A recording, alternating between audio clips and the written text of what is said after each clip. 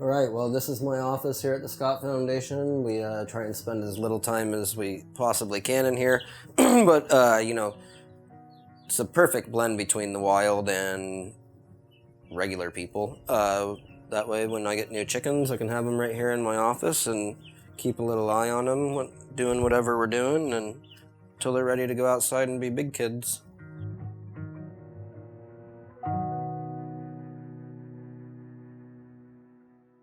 Hi, I'm Chef Brett Vibber. I'm the chef and owner of Wild Arizona Cuisine. I'm also the culinary director for the Scott Foundation's Wild Kids Culinary Academy.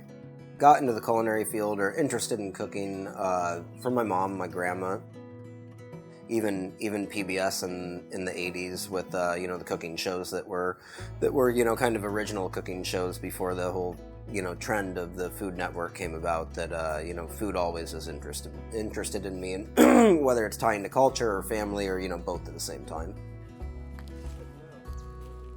This has all been a lifelong process for me. It started with my dad. It progressed into Boy Scouts. It progressed into self-education. It progressed, as my cooking career took off as well, and different parts of the state. And I started cooking in Tempe, and I went to Flagstaff for a year, and I went to Tucson for college. But all the time I was cooking, and all the time camping and outdoors and wild food has been part of my life. That no matter what I've been doing, wherever I am, it's been part of every restaurant. Even, unbeknownst to me, when I went to Italy to get into Italian food and find my way in that world, that, there's so much wild food over there that they don't even think about it that way. You pick bay leaves on your way to the restaurant. You pick lavender on your way to the restaurant. You pick up, basil from the guy at the market on your way to the restaurant, but it's not a trend there. It's just a way of life. And I always thought that was really nice. So this is a much older plant. This is probably one of the first ones of the spring. It's probably going to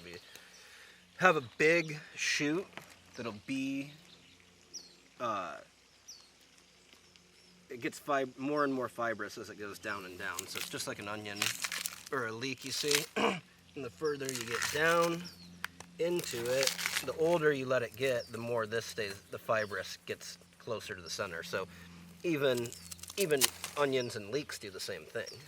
What makes Arizona perfect for foraging and unique for foraging is that we're definitively split in half. For the most part, we're split by the Sonoran Desert, we're split by the Colorado Plateau. So you see the Colorado Plateau is the Rocky Mountains, and so anything you would find pushing up through the Rocky Mountains and through that geography exists all the way south of Flagstaff into Arizona. And then we have the Sonoran Desert.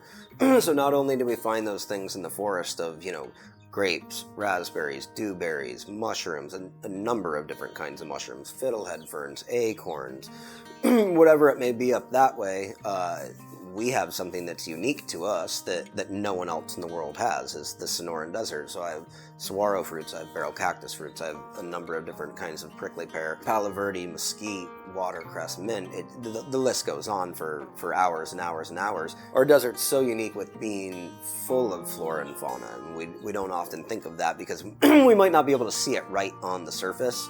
But I always tell people it's a rainstorm away. It's a rainstorm away of watch the desert the day before it rains and watch the desert 2 days after, a day after it rains. Everything explodes. I mean, you see deer, you see rabbit, you see raccoons, you see skunks.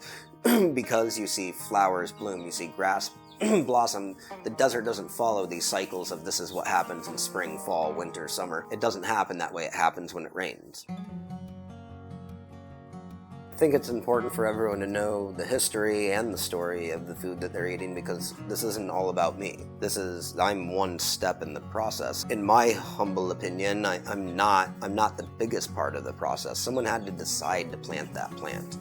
Whether it was nature or a farmer, that plant had to decide to be grown. The conditions had to be perfect. The water, the fertilizer, the soil, the weather, the temperature, everything had to be perfect for that plant to grow. It doesn't make sense, again, like to order green beans off of the back of a Cisco truck. You don't have that story anymore. I don't care what you do to it once it comes into your restaurant. You don't have that story prior to that, and that doesn't make sense. It seems to be half of a book to me.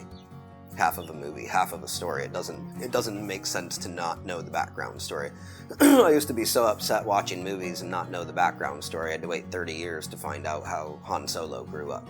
You know, it doesn't. I hate that. Where I want I want the whole story, and I don't want people to have to wait 30 years to know the whole story. So it's just as important from the person that planted it as the person that eats it. It's a whole story. You don't want bits and parts of it. And I'd feel no honor in leaving someone out. I think foraging and wild food is hard to do, and I think we've become lazy as a society. I think 100 years ago, you go back 100 years ago, you go back 300 years ago, and it was a part of your daily life, either farming, foraging, hunting, fishing, to survive and to possess those kinds of skills where we've, watered down our, needs for those kinds of things in most people's eyes, that they become forgotten skills. And I think it gives me a better connection to the food, the story that the food can tell, the customers that are enjoying the food, and everyone we work with. It just becomes that story again of more than just a dinner and what you're having for dinner, but an experience, a story, and participating in culture that, is historic Arizona, present Arizona, future Arizona, that it's all evolving. We're seeing this big explosion again of young farmers and young ranchers in Arizona, and that to me just is huge, that another generation's picking it up in their own way. But where there's one, there's others. So here, usually from here, let's see how clean it is inside, and you can tell here that it's old, not only because it's dry, but that's where bugs access it from underneath. It's not as dry as I would think it would be for right here, right now, but you can see it's a bit dry. You want a nice soft mushroom. They're real dry on the edges. You can see a lot of bugs have gotten into that. It's not something I'd probably be interested in keeping. My advice to people that are trying to be more self-reliant, trying to be, whether it's more farming or gardening or foraging or hunting or raising your own livestock for cheese or meat or whatever it may be, is don't put all of your focus on one person. Don't try and learn all from this guy or this guy or this guy. It's got to be the same approach as, I even took to cooking, is I want to work for 50 chefs before I decide my own way. I want to see the good and the bad and the different. If you just work for one chef for 10 or 15 years and just work up through him or her, you only know one way of doing things. So I think my advice to people is be a student of the game. Be constantly learning, constantly seek out different people that can help you attain that, whether it's in person or it's a video or it's a seminar or a workshop that you go to. Constantly reach out to different people.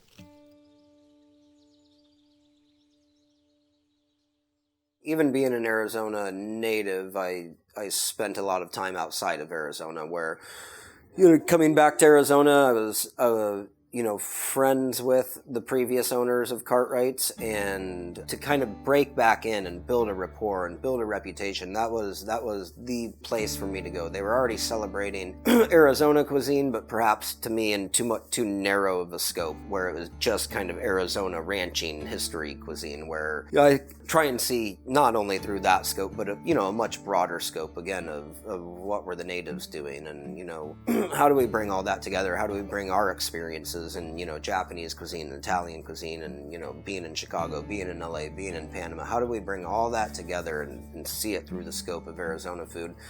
So Cartwright's, when the option presented itself to purchase the restaurant, I wanted to go for that. I wanted to do that. I wanted to take that next step, and the idea, unbeknownst to a lot of people, was to not keep Cartwright's open forever, was to build it back up and push forward the new concept and see how people responded to it, and the idea has been planted here for a long time, that when the Scott Foundation moved forward with this, whether it was Cartwright's or not, that restaurant was going to move to a smaller place where we could be more intimate with our guests. And that's really it at the end of the day, is 185 seats versus 45 or 50 seats is much different for how I can interact with my guest. I know I know servers and hostesses in front of the house are traditionally used to interacting with the guest. I want to interact with every guest as well, and I want to make sure they know the story and they know how important it was that each bite that they had,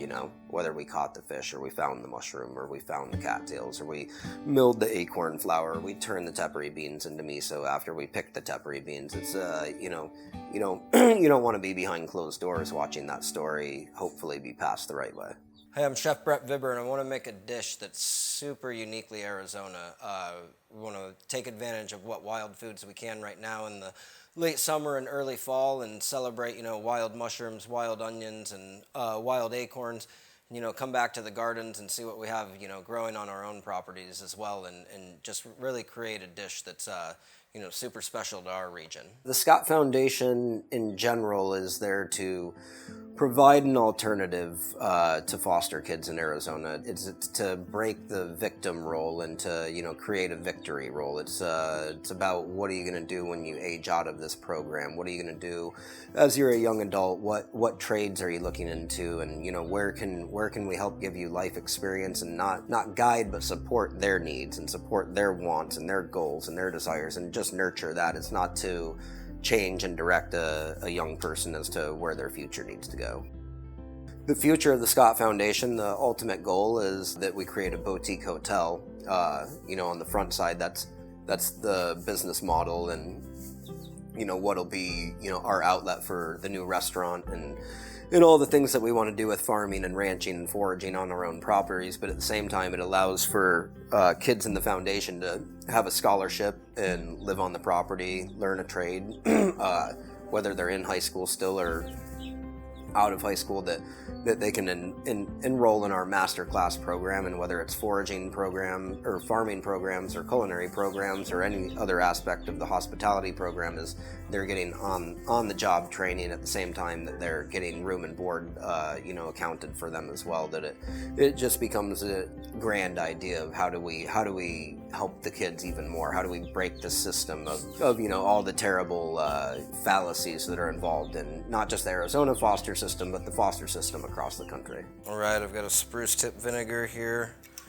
We tend to collect spruce tips wherever we are in the world, actually, to be honest. We spend a bit of time up in the Pacific Northwest over the course of each year, and some of these come from Colorado, some come from northern Arizona, central Arizona, so real good foresty flavor. Again, the smell is just unreal and unlike really anything you could find or replicate or be told to buy in a store. The roles are many. It's one, keeping a nonprofit going and making sure there's enough money to support as many kids as we want to every year. It's also about expanding and what kind of different cooking classes and foraging classes and self-reliance classes I can teach these kids through wild foods and survival and kind of that outside of the kitchen stuff where I sort of thrive as well, are I think vital assets for a person, not just these young people but every person to possess. But it's sometimes easier to approach young people about it than older people, and so my role is to again continue to grow and evolve with the foundation, and so that ultimate goal is again to put wild on that hotel's property and create an educational center where we can talk about foraging, we can talk about farming, we can talk about cheese making, we can talk about all the things that I've always wanted to do culinary wise in one spot, and you're bringing all these satellite projects kind of together as one in one location. All right, I'm gonna get this plate put together. I think it's important that the plate speaks for itself as well, that it's celebrating what we have, and we have an abundance of some of these things right now, and to almost make it look like where you found these mushrooms, where you found these acorns is a huge part to me in honoring the food, and making sure it's presented in a way that is sophisticated and also honorable to those who help so much to prepare it for us. When Wild opens, it'll be, for me, not just a feather in the cap, but a testament of how we want our life to be.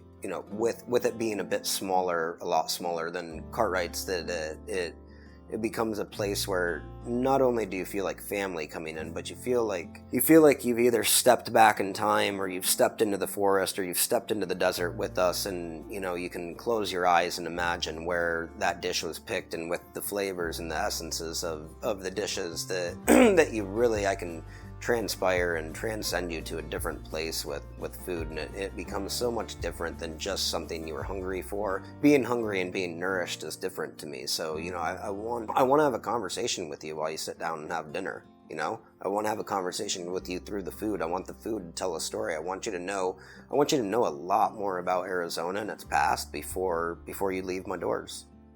I think I try and live my life by two different mottos, if you will. One's from my dad and one's from Boy Scouts. And Boy Scout motto is be prepared.